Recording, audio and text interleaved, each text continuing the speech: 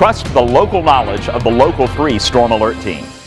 We are so excited that we have left the studio this morning and we are inside Malone Steakhouse, the newest and perhaps most talked about restaurant in Chattanooga. This is Matt Combs next to me. He's the culinary director here. Ryan Robinson is the managing partner. Thank you both for letting us come in. Absolutely. Thanks so much for coming in. And can I just say, wow. Wow. Y'all must hear this all the time, Ryan, when people come into the restaurant. You're the one greeting them most nights of the week. Yeah, absolutely. People walk in and just stare at the display there behind us every night. That is what we did. We came in, and how could your eye not go to the bar area behind us? It all makes sense to me now, though, Matt. You were sharing Malone's is originally a Kentucky restaurant. We were inspired in Kentucky. We started in Lexington, Kentucky in 1998. Have the luxury of having lots of bourbons to choose from. So once we were able to build up a library, we realized that, you know, it's exciting and people like to see it and like to taste it. So we took it on the road with us. So you began in Lexington, branched over into Louisville. That's right. I'm going to give all of us a collective pat on the back because we are your first foray out of state. Is that right? Mm-hmm. Correct. Chattanooga is our first venture out of the state for Malone's. So we're going to talk a little bit about Malone's, but I want to kind of broaden the conversation before we get into the food here, because maybe you've heard about Harry's. That's kind of a sister restaurant literally next door, and it's almost this symbiotic relationship, Ryan, where you can go to one and order from the menu of the other. Yeah, it's two concepts under one roof. Harry's is a year-round patio. We have accordion-style windows. We have heaters, so we can open the doors or windows up if it's an unseasonably warm day, or we can close them if it's cold, and you can kind of not take yourself too seriously when you go in there and enjoy all the great food. So dining, and that's what this is, dining. This is not a quick bite to eat. Should be an experience. You should be comfortable. You want to linger over the food and some great conversation. That's clearly what you're trying to create. Absolutely. But let's not forget that if you want to come for a quick lunch, we're able to do that as well. We kind of cater to the guests for their experience.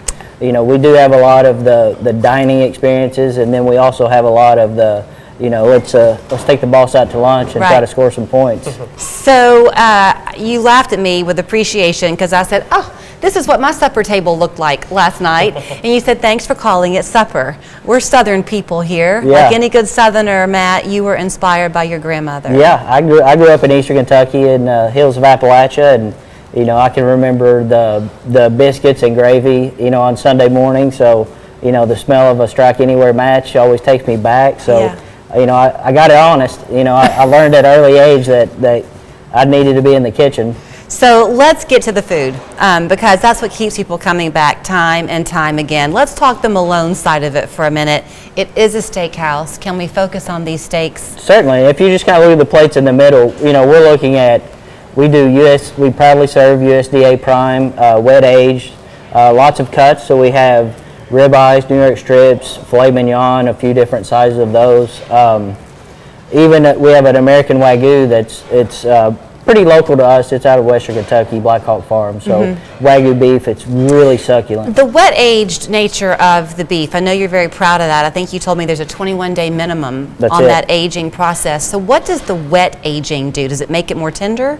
It makes it more tender. The flavors develop, you know, while it ages. When you think about dry age, it gives more of a bloom to the steak, so it gets a little funkier flavor. But wet age is a little more clean flavor. It's showcases the beef more than anything. I know I shouldn't be surprised because you're this chef extraordinaire, but I still am going to comment on the perfection of that crisp sear on the outside and the pink on the middle. That, you know, that's our claim to fame. We use an infrared broiler, 1800 degrees. So the key to it is being able to season it really well. And then once it goes into the broiler, it gets that great char on the outside. You get beautiful medium rare, whatever temperature you like, but you can get a beautiful medium rare and a great crust on it with that broiler. Okay, when you come here, let's talk about the sides that you've got. Does that come with it? So all of our steaks are served with the Lexingtonian salad and then a classic side item. Okay. We have, you know, a Mexican-inspired corn dish. Is this feta that you've put on? Is this feta cheese? It's queso fresco. Oh, I don't know what that is, but it sounds good. It's very good. And then cilantro lime crema on top. You'll pick up on some lime notes in there. We took a classic Steakhouse side item, the Brussels sprouts, and kind of flipped it on its head, so they're crispy Brussels sprouts. Then we serve it with umami aioli, and then a sushi sauce. So I'm a Brussels sprouts snob. Okay. I love a Brussels sprout. You told me, Ryan, that many of your customers come here and they'll say, if I had known they were this good, I would have eaten them a long time ago. What do you think makes them so good, the sauce or the heat? A little bit of both. A little bit of both? I think people are used to having like boiled Brussels sprouts at Boiled, home. mushy, buttered You know, Brussels sprouts. Yeah. And this is just completely different. I love the fact, we've got to get off of this real quick, but I love the fact that it's a little bit sweet, but not overpoweringly sweet. It's perfect. Thank you. As it should be. Okay, real quickly. Seafood, you pride yourself on seafood. We do a lot of seafood in Malone's and Harry's as well. Anything from shrimp to salmon piccata that's on the grill. This dish that's served in Harry's is a colossal lump crab cake. Oh, that's a Harry's item. That's a Harry's item. So yeah. see, look at that. Look at the beauty of what you're going to find. And the restaurants have very different price points. But like you said, if you want to grab a quick bite with your kids, or just you and your spouse want to go out and one of you want something a bit more upscale, you can still order it from the Malone side. Can we brag about your burger? Oh, absolutely. Smash burger there with mini burgers there. Just fantastic. Matt brought me out. You don't have to show it necessarily, but the secret to your The secret success press, yeah. for how they press those smash burgers. Trust me, you don't have this at home, and no wonder they turn out so great. Yeah, we have them fabricated just for us. An 8-pound burger press at 2 handles. It's heavy, and it gets the job done. Now, sushi is a part of the menu too. Talk about that a little. So Aqua Sushi, we have a full menu. We have a little bit of something for everybody, whether you're the person that loves trying all the new flavors and raw and all that stuff that comes with it.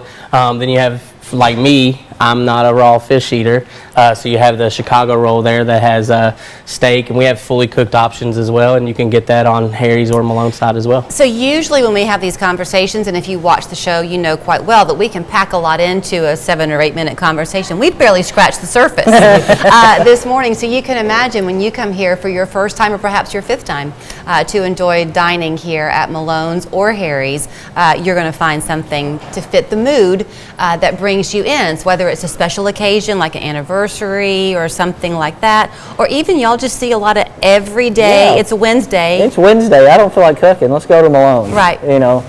If you are in a position, I know you're open lunch and dinner. If you're in a position to linger at the bar a little bit, you can ask for a recommendation for one of your selective bourbons. Is that right? Absolutely. Yeah, we have a great list and from top to bottom, and anybody can ask for a recommendation from either a manager or the bartenders. I know it's an unfair question, but do you have a favorite thing on the menu? It's your creation. I thought you were talking about cocktails. As far as the food goes, the New York strip is incredible. We only do a very center cut, so it has none of the ends on it. It's very center, and it's great marbling, great flavor. As far as stay scale, that's my number one. I love the Brussels sprouts as a side item with that. Thinking about something that's not, we do a bluegrass chicken, and we come from the bluegrass, so we call it the bluegrass chicken. But think about a chicken marsala with the gloss that's on it and the mashed potatoes. But instead of marsala, we use bourbon. Oh, okay. If it's good enough for the chef, then it's going to be good enough for you. Well, thank you. I hope that we can kind of let our conversation linger as we go to commercial. Since we're here for some fun dining experience, I'd love to share a bite with you. But Awesome. Thanks for letting us come in. Thank you so much for coming. Their whole campaign is so wherever you want to go, where we eat, where we socialize, where we make memories, they would love for this to be your place. Malone's and Harry's, the information there on your screen. Do you recommend reservations? I think it's a good idea. I think it's a good idea too. We're back after this. West Yellowknife Trading Post has everything under the sun. DIY mini split HP, 12,000 BTU, priced at only $8.95 plus tax.